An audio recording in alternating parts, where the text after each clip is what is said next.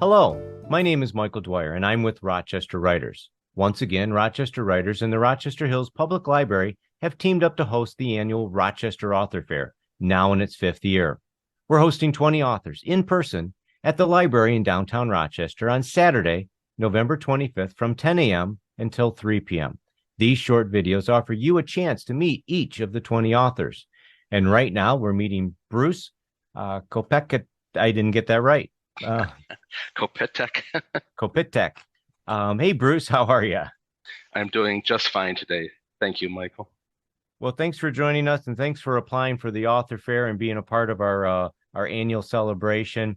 You've written several novels through a historic press or history press that I believe would be big sellers at the holiday season. Tell us about your books. Well, I started often. People ask me, well, how did I start writing? Aside from always liking to write, I lost my job as an architect, and I was given an offer by the History Press to write a book about a Michigan department store. So I chose Jacobson's, and it went on to win a Michigan Notable Book Award in 2012. Fascinating topic. With that success behind me, I wrote three more about different topics, kind of related to department stores or the experience that a person might have in the past when these things were really dominant in the downtowns. I wrote a book about Toledo, and then I also covered the story of the Eaton family in Canada with a book. They were a coast-to-coast department store organization, long known as the largest retail concern in the British Empire. And it's a fascinating story. The family saga reads a little bit like Downton Abbey. If people like that, they'd want to read this. There's a crotchety matriarch and world wars and the family's efforts to help orphans and injured soldiers and all that. So it's got some similarities. Yeah, everyone remembers downtown and all of these department stores, and they're kind of going away, aren't they? I don't know how many still exist. Mhm. I wouldn't say going away. I think they're gone, and they have been for some time.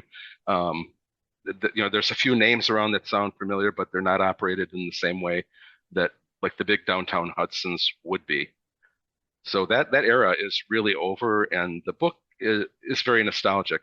The best compliment an author can get is something I heard last week when I gave a lecture for the Roseville Genealogical and Historical Society. When after my talk, people said, your book just brought back my memories. And I got so emotional because I started seeing pictures and reading your little stories in there. And it brings back memories of all the times I went down there. When I bought this, one person said, when I went down there, registered for my wedding trousseau and things like that. So obviously the book and about Hudson's touches people very close to their heart because many of them had that experience.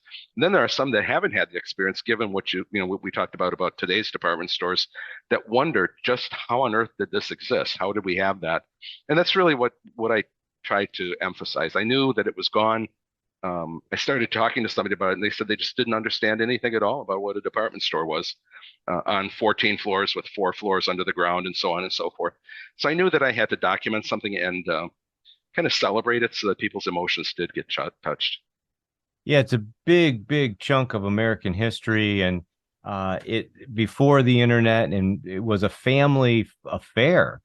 People would go to the department store, and they might break up and go to their own floors, and then reconvene and have lunch and keep shopping. And that's not even including the holiday experiences that people went to the department stores for. Now, I guess the equivalent would be the family gathering around the computer and going to Amazon. Right, right. There's something gets lost there. What I think the department store, the traditional North American department store did is it really attracted people to itself, given the events they used to have. There were author book signings, just like we're doing in Rochester, but it was sponsored by what Hudson's had, which was the biggest bookstore in the Detroit area, period. And they brought in Miss America, they brought in film stars. They did events. They had a flower show. They had the fireworks, the parade, and all those things that we remember that were once sponsored by this one single family-run concern that was headquartered right here in Detroit. Right, right. Well, we look forward to meeting you in person at the fifth annual Rochester Author Fair on November 25th and seeing all of these wonderful books. They're going to be great gifts for family members, especially the older ones in the family, that would remember this. And if younger people want to reminisce about the experience that their parents and grandparents had, certainly a good read. Bruce Kopytek, did I get it right there? Very close. Very close. We'll be at the author fair, one of 20 authors. Thank you very much, and we'll see you there. You're very welcome. I can't wait.